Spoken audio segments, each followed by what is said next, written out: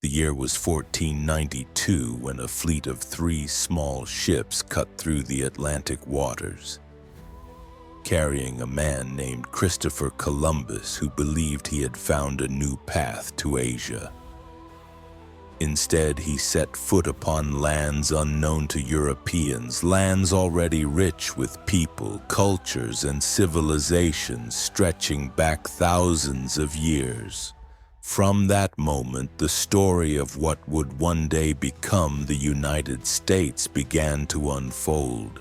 The Spanish carved their way into the Caribbean and the South, while the French followed rivers deep into the continent's heart. The Dutch staked claims on the coasts and the English planted colonies along the Atlantic shoreline. The clash of cultures was violent, often merciless.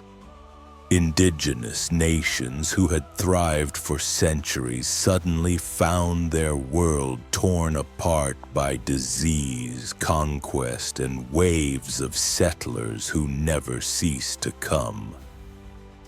Among those colonies, the English settlements grew the strongest. Jamestown rose in Virginia, born from hunger, desperation, and the dream of profit. Farther north, Puritans fleeing persecution established New England, building communities rooted in faith and work.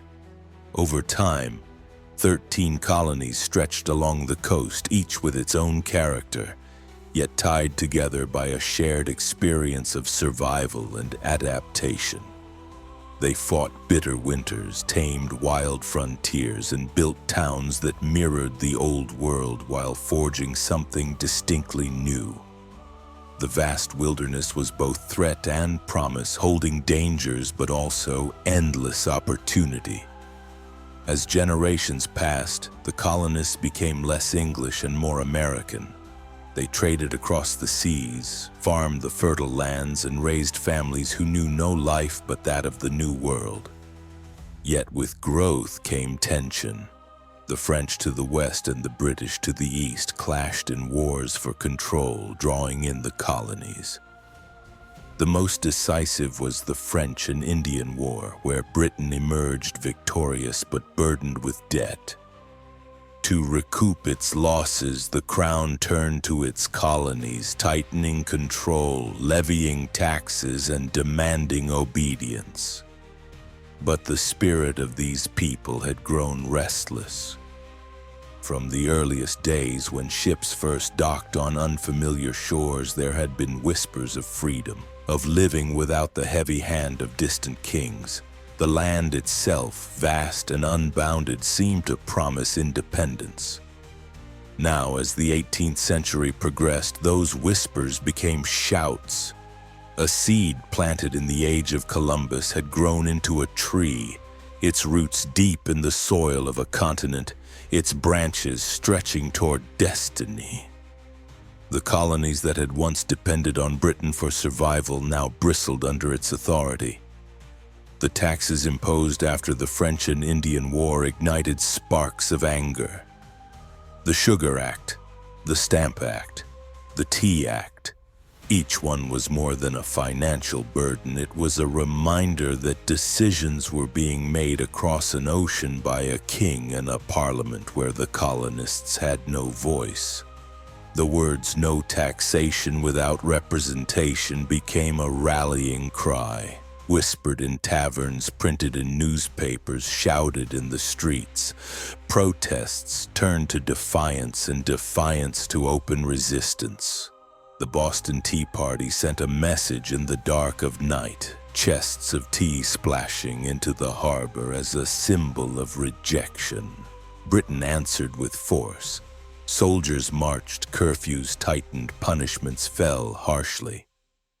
Yet the colonies no longer stood divided. From New England to the southern plantations, a sense of shared purpose grew. When shots were fired at Lexington and Concord, the conflict shifted beyond words. Ordinary farmers and tradesmen stood against trained British troops, and though outmatched, they refused to surrender. The revolution had begun. Leaders emerged. men whose names would become immortal. George Washington took command of the Continental Army, a force of volunteers fighting not for pay but for liberty. Benjamin Franklin worked tirelessly to win support abroad, while Thomas Jefferson drafted words that would forever define a nation. On July 4th, 1776, the Declaration of Independence was signed, a bold proclamation that these 13 colonies would no longer bow to any crown. It was a gamble that could end in freedom or in ruin. The years that followed were marked by hardship. Soldiers marched barefoot through snow at Valley Forge, hungry and cold yet unbroken. Battles raged across the land, victories scarce but powerful. Then came Saratoga, where the Patriots proved they could defeat Britain and the world took notice. France joined the cause, sending ships, soldiers, and hope. With their aid, the tide began to turn. At last, in Yorktown, Virginia, the gamble was decided. British General Cornwallis found himself surrounded, his army trapped between American and French forces. After days of bombardment, he surrendered. The impossible had been achieved. A collection of colonies had defied the most powerful empire on earth and won. The Treaty of Paris in 1783 made it official. The United States of America was born, fragile yet determined. A new experiment in liberty stood where once there had only been scattered colonies. But independence was not the end of the journey. It was only the beginning of a far greater story, one that would see the young republic tested, reshaped, and rise toward greatness. The newborn United States was a fragile union, a collection of states bound together by the promise of freedom but divided by interests, geography, and vision. The revolution had won independence, but it had not solved the question of how to govern. The Articles of Confederation proved weak, unable to hold the young nation steady. Out of this uncertainty came the Constitutional Convention, where voices clashed and compromises were struck. From that hall in Philadelphia emerged a new framework, the Constitution, and with it a presidency, a Congress, and a Supreme Court. George Washington, the man who had led the army to victory, became the first president, a living symbol of unity and restraint. Under his guidance, the nation began to find its footing, yet growth was relentless. The frontier called to settlers, and land-hungry families pushed westward. The Louisiana Purchase doubled the size of the nation, and Lewis and Clark journeyed into uncharted territories, mapping rivers, mountains, and the way to the Pacific. The young republic grew stronger with each step, but it was also pulled apart by its contradictions. The promise of liberty clashed with the cruel reality of slavery. Expansion brought prosperity to some, but devastation to native peoples whose lands and lives were torn away. These tensions simmered until they exploded in the Civil War. For 4 years, brother fought brother, North against South, the Union against the Confederacy. The struggle was brutal, fields stained with blood from Antietam to Gettysburg.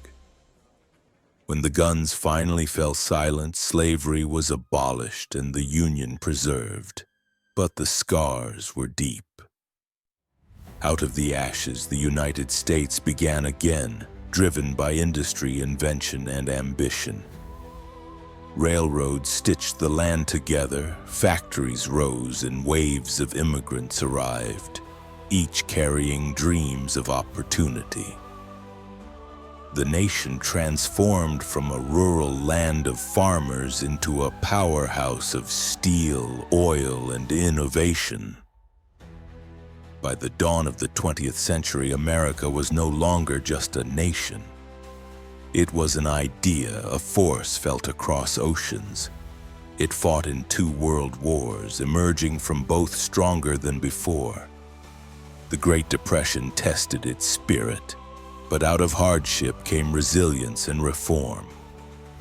The Second World War ended with the United States standing as a superpower, its flag raised not only at home, but across the globe. The decades that followed were marked by struggle and triumph. The fight for civil rights reshaped the promise of equality. The Cold War pitted the nation against a rival superpower in a battle of ideology and influence. Yet the American dream continued to shine as a beacon to millions. Advances in science, technology, and culture pushed boundaries ever forward. From a handful of colonies on a distant shore to a sprawling republic that reached the moon and projected power worldwide, the United States rose through conflict, determination, and vision. It became a nation defined not only by its victories but by its capacity to confront its own failures and keep moving forward. In the sweep of history, the story of America is not merely about survival or success, but about an unending quest to live up to the very ideals on which it was founded.